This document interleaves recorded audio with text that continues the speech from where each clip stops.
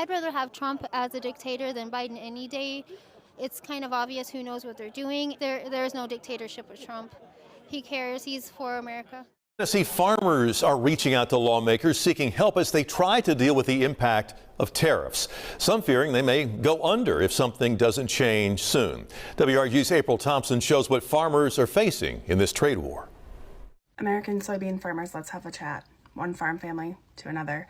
Are you aware that Trump is planning to send $20 billion to Argentina to bail them out? All because his buddy is running for re-election. He wants to make sure he gets re-elected. He's bailing them out. Plus, Argentina just made a humongous deal with China and took your biggest soybean market. We're just absolutely fucked as farmers, guys. Everything is so fucked, and I do not see anybody surviving this farm crisis that we're in. Guys, look, one of the best splorn crops that I have ever raised in my life. And because of the tariffs, China will not fucking buy it. And they are the only country in the world they are the only country in the world that buys splorn. And so now I'm literally just chopping it and blowing it on the fucking ground because it's fucking useless. It's valueless. There's nothing I can fucking do to it. Welcome back, friends. Always good to see you here.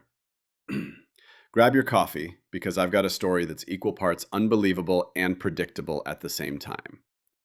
Now, MAGA loyalists. Bless their hearts.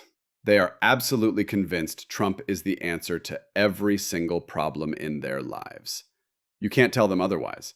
I don't even know what to call it anymore. Crazy loyalty? Blind devotion? Whatever it is, it runs deep. But here's the kicker. Those tariffs they cheered so loud for? Yeah, some of the most loyal followers are starting to feel a little differently about that now. And right at the top of that list, the farmers. Soybean farmers especially. And folks, it is not looking good for them. We've covered these guys before here on the channel, but you know me. I like to keep you updated with the latest real-time FAFO stories. And this one, it just keeps getting wilder. See, here's what happened. Farmers started asking for help because China pulled the ultimate power move. They basically said, "Oh, you thought we couldn't live without your soybeans? Cute. We've got options." And those options are Brazil and Argentina, who've been more than happy to step in. And just when you thought it couldn't get worse, Trump decides to play Messiah with Argentina. Yep, the very country selling massive amounts of soybeans to China is about to get a $20 billion boost, straight out of the America First playbook, apparently. But don't worry, we'll get to that. Because today, my friends, we're diving into how MAGA farmers voted themselves straight into government financial aid, after spending years yelling about how much they hated government handouts. Oh yeah, this one's going to be good.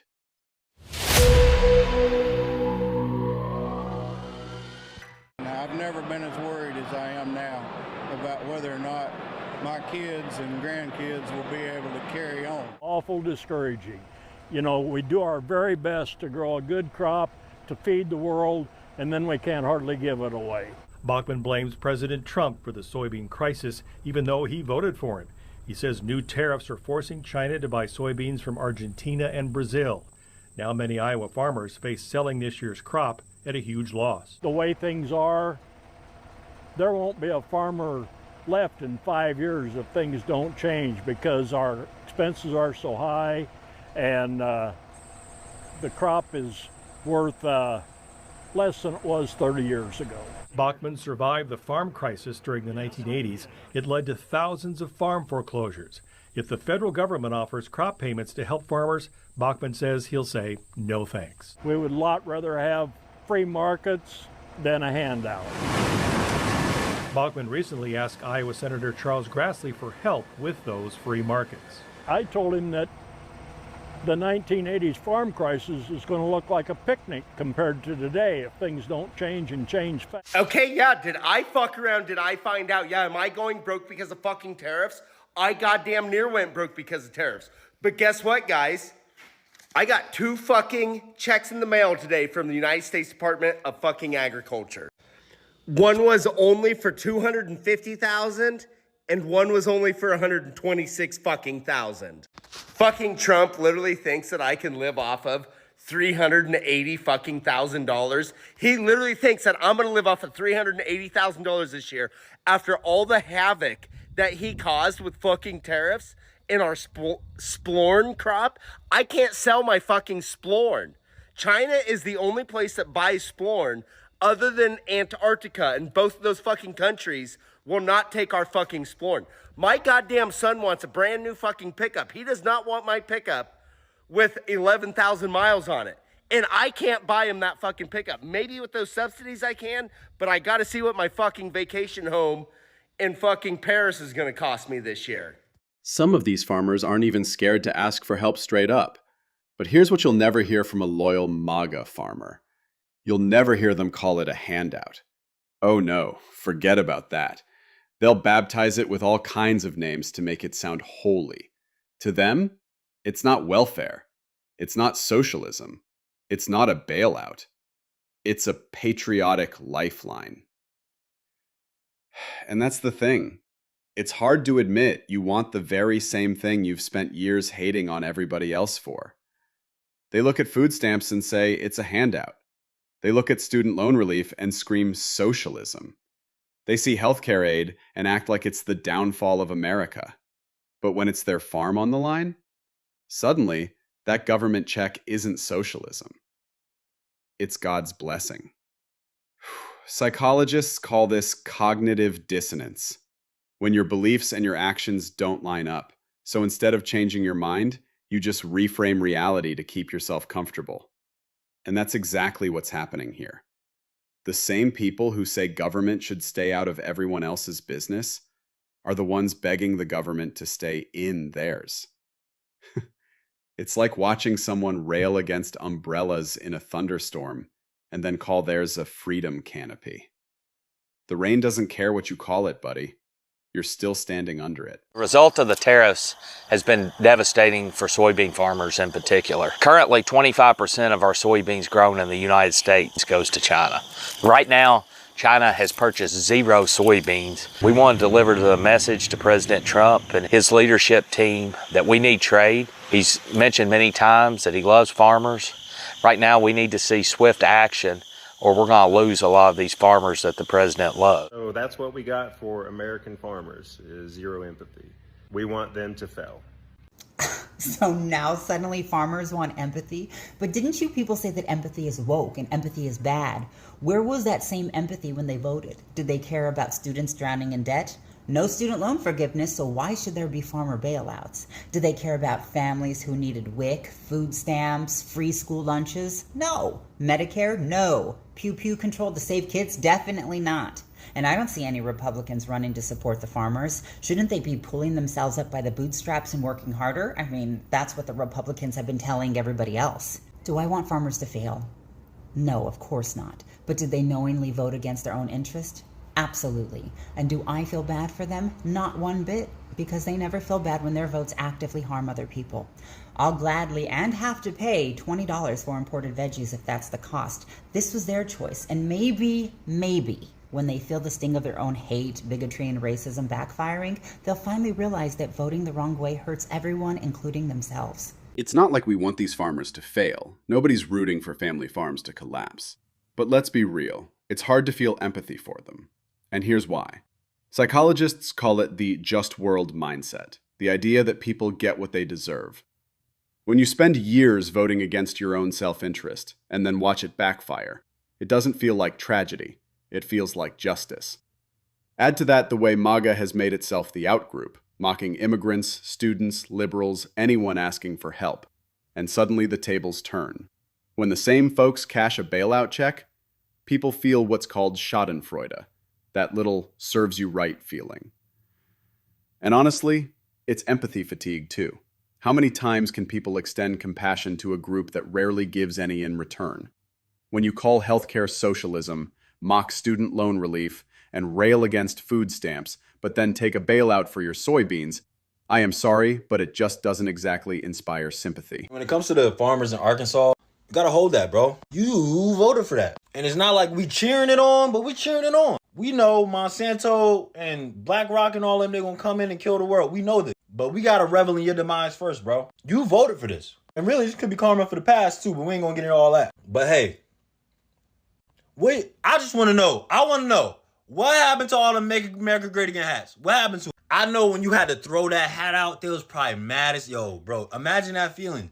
Imagine, like, I got things tatted on me that if I had to remove them, I thank God I don't have to remove them, but if I had to remove, I would feel terrible. And somebody can be like, the hat ain't same as a tattoo. Shit, the way they was rocking them, shit, the way they was rocking them, might as well been a tattoo. And really, I wouldn't be surprised if some of them did get tattoos.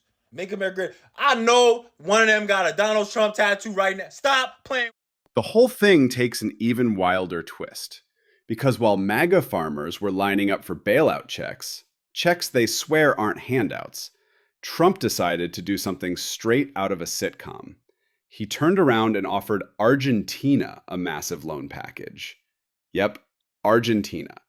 The same Argentina that just happens to be one of the biggest soybean suppliers to China right now. Now, I don't know about you, but that feels like lending your neighbor money so they can open a store right next to yours, and then wondering why your business is failing. It's almost comical, except these farmers' livelihoods are on the line. And psychologically, this is where the cognitive dissonance kicks in. MAGA farmers are told, Trump is fighting for you. He's standing up to China. He's protecting American jobs. But then they see billions flowing to a foreign competitor who's literally stealing their market. The mind has to do gymnastics to reconcile that. And most of the time, instead of blaming the guy making the decisions, they double down on loyalty. Republicans in farm country are utterly livid at the Trump administration for an, frankly, inscrutable, utterly outrageous bailout that it made to Argentina last week. But why are farmers angry? So here's why. Because of Trump's trade war with China, China has bought 0 soybeans from American farmers this year. China eats about 2/3 of all the soybeans around the world. Last year, China, I think, accounted for about 52% of soybean purchases. So in other words, without China buying soybeans from US farmers, our farmers are utterly screwed. Now, the only other real alternatives for China are, one, to grow them in China, and they're trying to do that long term, but really to purchase them from Brazil and also Argentina. Most of what they get, when they're not getting it from us, comes from Brazil, but Argentina is also a huge producer of soybeans. So last week, the Trump administration announced a $20 billion bailout of Argentina because Trump said he's supporting his friend in the upcoming election, Javier Milei. Javier Milei, you might remember, this is Elon Musk's buddy who did like a Doge type move on Argentina, and he drove the Argentinian economy into the ground, now needs a massive bailout. So Trump is offering this $20 billion lifeline. The same day that Trump and Besant announced this lifeline, Reuters reports that Argentina is now shipping massive amounts of soybeans to China and cut its export taxes to 0. In other words, the American money that we're sending to Argentina is making up the gap. So Argentina now doesn't have to charge these export fees on its soybeans, so China gets a huge discount. So China is out there scrambling, trying to find soybeans to feed its population without buying American soybeans because they're in a trade war that we started with them. And Trump just made it much cheaper and easier for China to buy those from Argentina. I want you to remember this, that Trump is bailing out Argentina, and they are going to sell the same stuff that we would have sold to China. Devastating to hear that the president is putting $20 billion into Argentina. And, we don't see that as putting America first, We see it as, contributing to putting farmers out of business. The president's tariffs have hurt America's farmers. The market prices have plummeted. Farmers are facing foreclosure. Suicides are up. Farm foreclosures are up. All these things are up, and the administration has been so far slow slow to react. And, I just listened to the president and said, well, how about using some of the tariff monies from there? And that's been challenged in court, the president's whole initiative there. And he faced, a couple of decisions that's going to slow that down. That's not a process that we want to go through. Why are we giving $20 billion to Argentina? I thought the libertarians were all about free market capitalism and they didn't need government bailouts. But now the leader of Argentina, who is the most libertarian dude probably elected in my lifetime, has literally completely destroyed the Argentinian economy and made it to where the poverty rate there has skyrocketed. And now the economy's so screwed up and they have no social programs because he gutted all of those. And now he's asking the U.S. government for $20 billion and Trump's going to give it to him because Trump likes him. I thought the Republicans were against the idea of giving our money to other countries. And now we're going to give $20 billion to Argentina? Seemed like Argentina was doing better before they elected this guy. Seems like the libertarian philosophy has failed miserably in Argentina. And now we are going to bail him out for $20 billion? I don't know about you, but there's a lot of Americans that $20 billion could help. What happened to the Republican Party? What happened to America first? Oh, you only mean that when it's not your guy giving money to Argentina now and isn't real. If this isn't a straight up slap in the face, then I don't know what is. The same government that told farmers to hold on tight just approved a $20 billion bailout package. Not for them, but for Argentina. And remember, this is the same MAGA movement that lives by the slogan, America First. Yet here they are watching in real time as America puts another country first. Honestly, you couldn't script irony this sharp if you tried. This is FAFO season turned up to a whole new level for the farmers. Great news for farmers. Their prayers and protests have finally been seen by the Trump administration, and now they're going to be saved. The ones in Argentina, that is. This week, Trump's Treasury Secretary announced a $20 billion economic support deal for Argentina. And right after that, Argentina suspended its export taxes on soybeans. The result? They sold 20 shiploads of soybeans to China in just 2 days. Meanwhile, in the U.S., farmers are harvesting in panic mode with no buyers in sight. China hasn't purchased U.S. soybeans since May. As Caleb Ragland, president of the American Soybean Association, put it, the frustration is overwhelming. I still don't understand what you and all the other Republican farmers are so frustrated about, Caleb. This is what you literally voted for. U.S. soybean prices are falling, and farmers read headlines not about a trade agreement with China, but that the U.S. government is extending $20 billion in economic support to Argentina. Well, unlucky for you, you're going to have to wait till the next Democratic president gets in. Trump is helping farmers, just not the ones in America. So much for America First. So apparently Dementia Donnie's idea of America First is to send $20 billion to Argentina. For the record, $20 billion here at home would feed about 1.5 million families of four. It would cover the salaries of about 250,000 school teachers. We could eliminate the student loan debt of about 500,000 Americans with that money. Or we could house every single homeless person in this country for a year. You know, our government lying to the people, saying that there isn't funds for things like healthcare, housing, education, is nothing new. But Dementia Donnie and his hateful band of fascists are taking it to a whole nother fucking level. And the corruption is absolutely fucking staggering. And unlike anything else we've ever seen before. Yet you still have idiotic MAGA being out there like, he doesn't take a fucking salary. Morons. The cult's breaking, though. And I know it might not seem like it all the times, but it is. And this is what happens when cult leaders finally get their full power.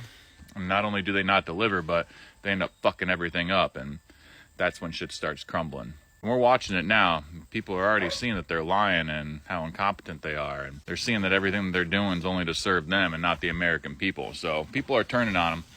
Gotta make sure to keep bringing the fucking light to their idiocy and corruption, though. We can come together anytime now, unite as the working class. Kick these fuckers out of here. And fuck every one of these fascists. Do not comply. A serious conversation needs to be had about political self-preservation and how conservatives straight up just don't believe in that shit. For example, there's a bunch of farmers in Arkansas, deep red state by the way, who are literally crying, like on the verge of painting their ceilings, begging Donald Trump for help because the tariffs, cutting USAID, It's destroying their farming business. These people are going to be out of work. But had they listened last November about how Trump's policies would have negatively affected them, they wouldn't be in this situation, right? These people weren't like basically begging the government for money when Biden was president, right?